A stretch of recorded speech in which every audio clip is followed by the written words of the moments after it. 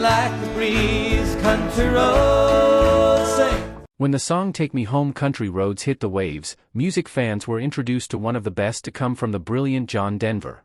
And for the next 20 years, the singer, songwriter, and actor was one of the most popular acoustic artists of the 70s and one of the best-selling artists in those decades. More than a beloved voice, Denver was a role model celebrity. However, away from the camera, the picture Denver's personal life painted was so shocking that fans couldn't believe this was the same artist they loved and respected. From confessions of ex-wives to documented reports of Denver's illegal activities, the horrible stories were truer than his fans hoped. Now, after years of speculation, the true nature of the man has finally been revealed, and it is more shocking than anyone expected. Denver was born as Henry John Dutzkondorf on the last day of December in 1943. Growing up in Roswell, New Mexico, Denver had the kind of childhood a lot of boys dreamed of, a family that loved flying. His father, Captain Henry Dutzkondorf, Sr., was a well-known Air Force pilot who set 3 speed records in a bomber called the B-58 Hustler. The man was a hero in the military world and was even honored by being placed in the Air Force Hall of Fame. But for young Denver, the downside of this dreamy life was the unstable nature of military life. The family had to move often, living in Arizona, Alabama, and Texas within a short amount of time. Unfortunately, Denver couldn't make close friends because he never stayed in one place long enough. Just when he would start to feel settled, it would be time to move again. This left him feeling lonely, like he didn't truly belong anywhere, a feeling that stayed with him for the rest of his life. When Denver was 11 years old and living in Tucson, Arizona, his grandmother gave him a special gift, an old Gibson guitar that had been made in the year 1910. So, by the time it got to Denver's hands, it was already more than 4 decades old. This guitar became his symbol of stability, and with it, he made music that brought him comfort during some lonely times. He soon graduated to singing with the Tucson, Arizona Boys Chorus, where he learned how to sing in harmony and perform in front of people. By the time he was in high school, he was already performing folk songs at small shows. Music was becoming more than just a hobby. It was how he found his place in the constantly changing world. A world that included his very strict father. Denver's father, Dutch, pushed him to be the best at everything. But Denver was a simple soul who just wanted to write songs. This made the father and son's relationship often difficult. Still, the two of them shared one deep passion, flying. When Denver learned how to fly, it gave them something they could finally enjoy together. It brought them closer. Perhaps it was the risk of the activity that reminded them of the importance of living loved ones. That same risk would later play a tragic role much later in Denver's life. For Denver, the feeling of freedom he got from flying stayed with him and often showed up in his music. After high school, Denver went to Texas Tech University to study architecture. But he quickly realized he didn't want to design buildings. He wanted to make music. So he left school and moved to Los Angeles. Around that time, he decided to change his last name. He chose Denver after the capital of Colorado because he loved the state's mountains and rivers. It felt like a fresh start. In the mid-1960s, Denver got a big break. Out of about 200 singers who auditioned, he was chosen to be the lead singer of the Chad Mitchell Trio. This was his first real chance in the music world. It gave him the opportunity to perform in front of crowds all across the country. He stayed with the group for about 2 years and recorded 3 albums. Being on stage helped him grow more confident as a singer. Life on the road was hard, but Denver soaked it all in and slowly began to find his voice. One of the most famous songs he wrote during that time was Leaving on a Jet Plane. The folk group Peter, Paul, and Mary recorded it in the late 1960s, and by the end of that decade, it became a #1 hit on the Billboard charts. Even though Denver wasn't yet a well-known solo artist, that song proved that his writing could truly connect with people. When the trio broke up, Denver didn't look back. He was already starting to climb the charts on his own. Going from a group singer to a solo star wasn't easy, but Denver made it seem like it was. His career truly took off in the early 1970s with the release of his breakthrough album, Poems, Prayers, and Promises. The song Take Me Home Country Roads became a classic, but it almost didn't happen. The first copies of the song had sound problems and for a while it looked like it might fail. But his new manager Jerry Winrob didn't give up. He pushed radio stations starting in Denver, Colorado to play the song. It was released in mid-April and slowly caught on. By late August, it had reached #2 on the Billboard Hot 100. It sold more than 1 million copies and went gold that same month. Over the years, the song stayed popular and would eventually sell more than 1.5 million digital copies in the United States alone. Its influence was so strong that the state of West Virginia made it one of their official state songs. In 1972, Denver followed up with a new album called Rocky Mountain High, which was released in September. It was his sixth album and the first to reach the top 10 in the US. It peaked at number 4 on the Billboard 200 chart. The title track Rocky Mountain High became one of his most loved songs, making it into the top 10 of the Billboard Hot 100 in the year 1973. That same year, it was ranked number 29 on the year-end chart and became a favorite among fans who loved nature and the outdoors. The album cover was taken at Slaughterhouse Falls in Aspen, Colorado, making the song even more personal to Denver. Decades later, Rocky Mountain High was named one of Colorado's 2 official state songs. The years 1974 and 1975 were Denver's most successful.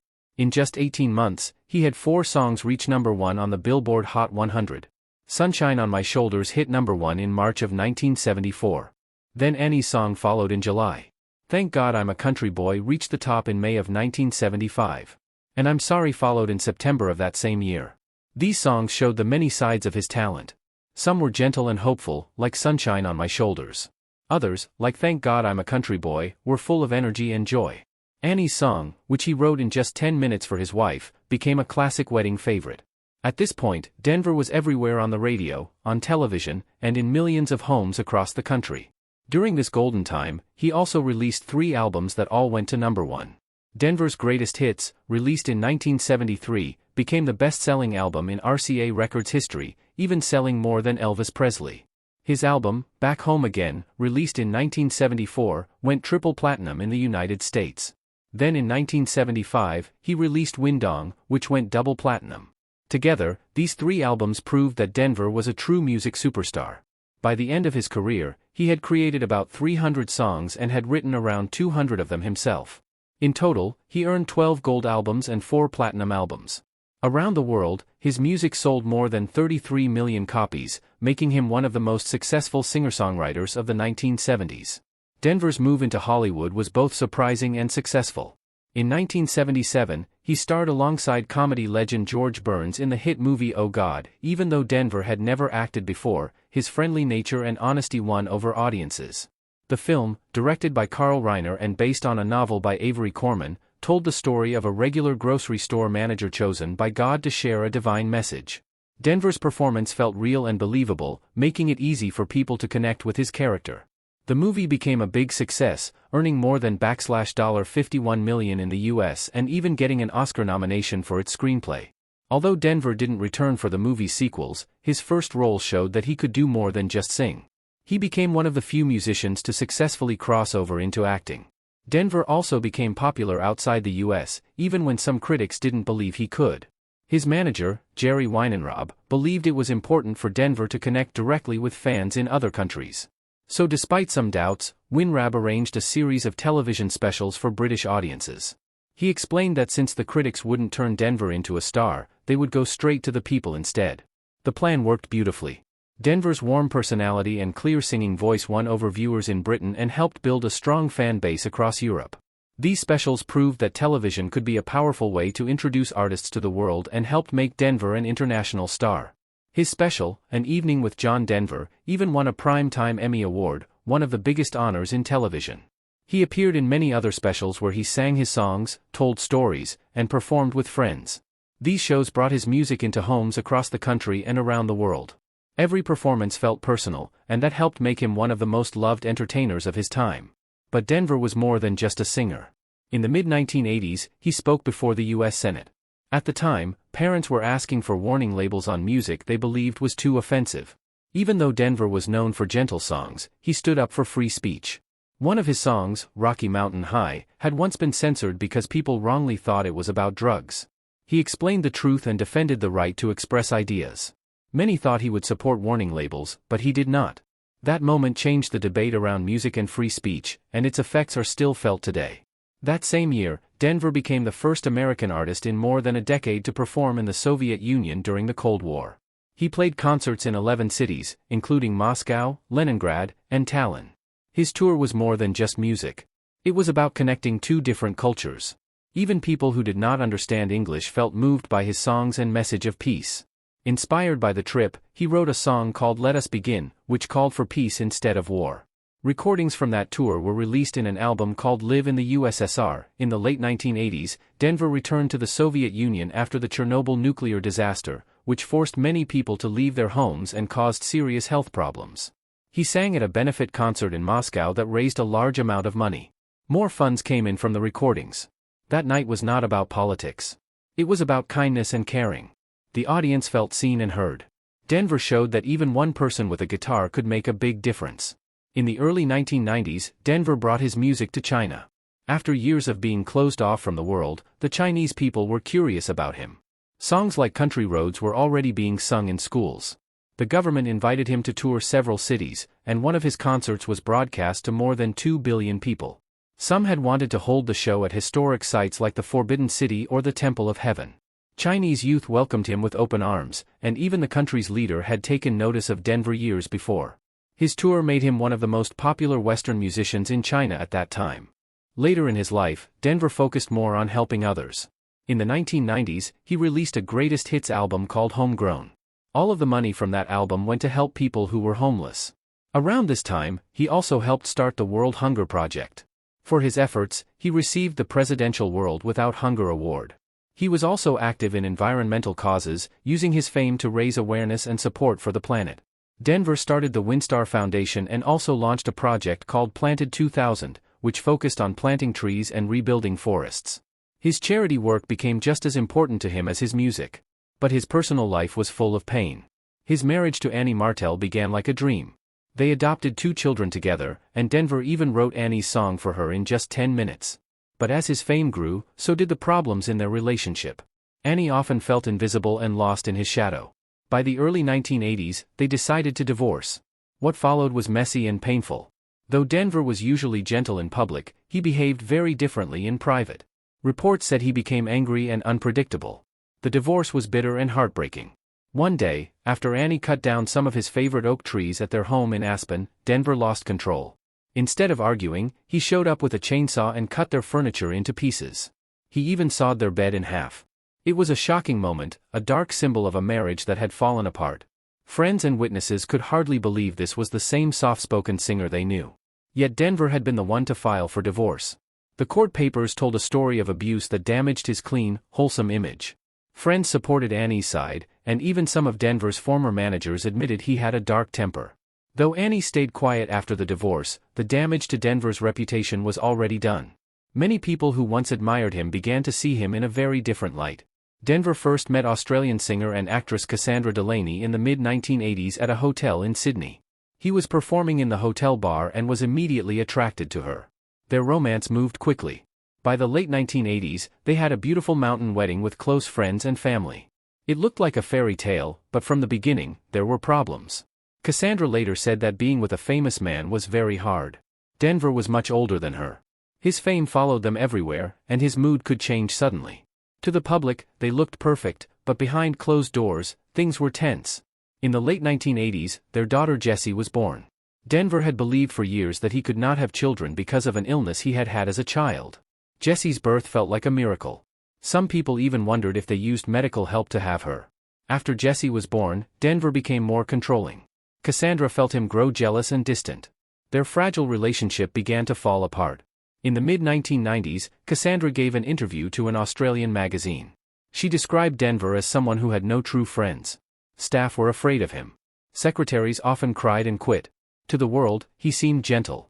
But Cassandra said this was only an act. In private, he was often angry and harsh. She said he drank a lot, yelled at her, and tried to control her life. She stayed quiet for a long time, hoping he would change, but nothing helped. They separated in the early 1990s, and the divorce was final a couple of years later. The legal battle was harsh. Denver sued Cassandra for several $1 million and accused her of making him look foolish. Cassandra fought to keep custody of Jessie. Denver later wrote about this in his book. He said the divorce hurt him deeply. After that, he was never quite the same. In the mid-1990s, he released his autobiography, Take Me Home. It shocked many fans. He wrote about using cannabis, LSD, and cocaine. He also admitted to cheating on both of his wives. Even his first marriage to Annie Martel, which inspired the song Annie's Song, had been filled with affairs. He wrote that he sometimes acted more violently than he should have. One story stood out. He once used a chainsaw to cut a bed in half during a fight. His clean image was broken. Fans saw a side of him they had never imagined. Denver used to be one of America's most popular singer-songwriters in the 1970s. He reached the top of the music charts and won the hearts of millions with his soft voice and acoustic style. His record company, RCA, supported him through 25 albums, including 13 that went gold and 8 that went platinum. His greatest hits album became the best-selling record RCA ever had. But by the middle of the 1980s, things started to change. Music styles were shifting toward heavy synthesizers and drum machines, and Denver's sound no longer fit in. In 1986, after RCA was sold to General Electric, the company decided to save money and focus on newer artists. Even though Denver had a long and successful history with them, they let him go. He was shocked. He had just finished what he thought would be his next album with them called One World and believed renewing his contract was guaranteed. Instead, RCA chose to move on, thinking they could earn more money from other artists. Denver said they had taken him for granted, even after all the profit he had brought them over the years. With no other label willing to take him on, he had to release his next albums through his own label, Winstar. It was a tough lesson that even big stars can be left behind when music trends and business goals change. Over the years, Denver spent more than 20,000 hours flying. He earned licenses to fly single-engine planes, multi-engine planes, gliders, and even lighter-than-air aircraft. But in the 1990s, his personal struggles began to catch up with him. Denver was arrested for driving under the influence not just once but twice.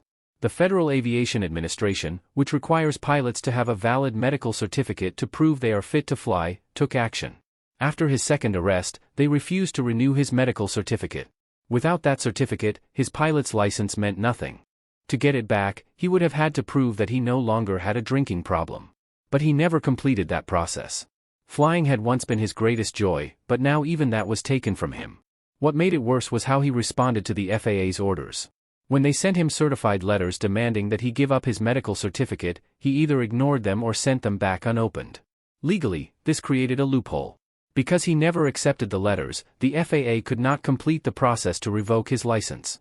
So on paper, he could still fly, but not because he was actually fit to. It was only because the system depended on his cooperation.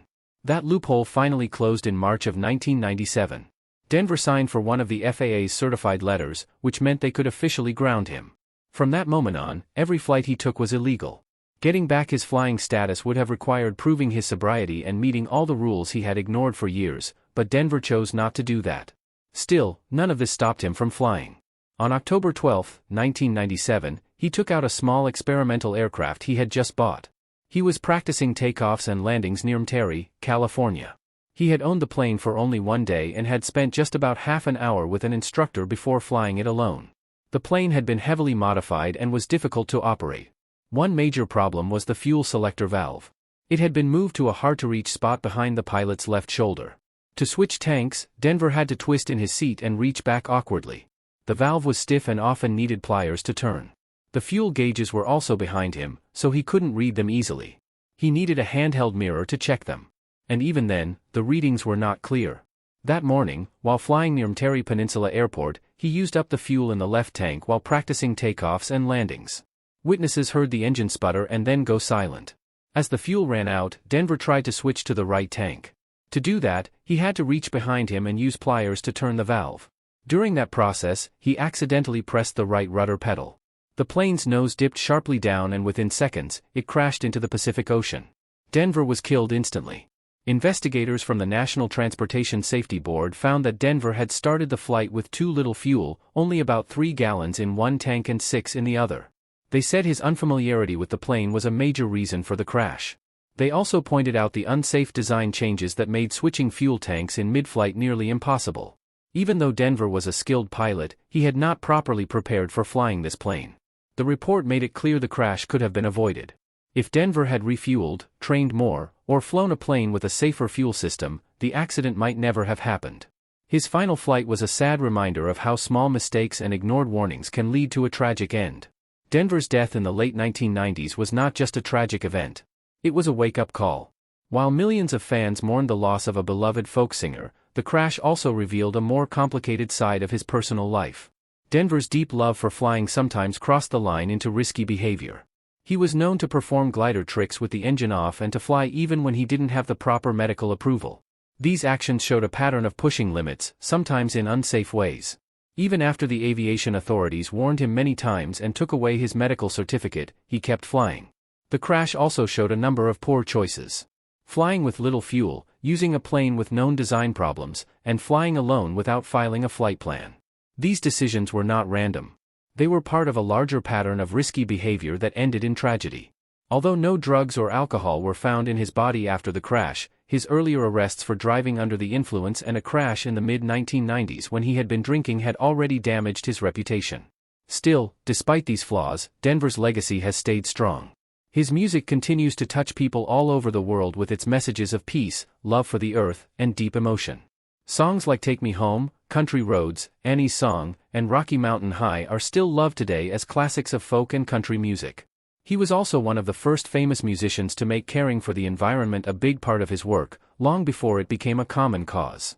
In the end, people choose to remember John Denver for his deep connection to both nature and music rather than for the poor choices he made in life.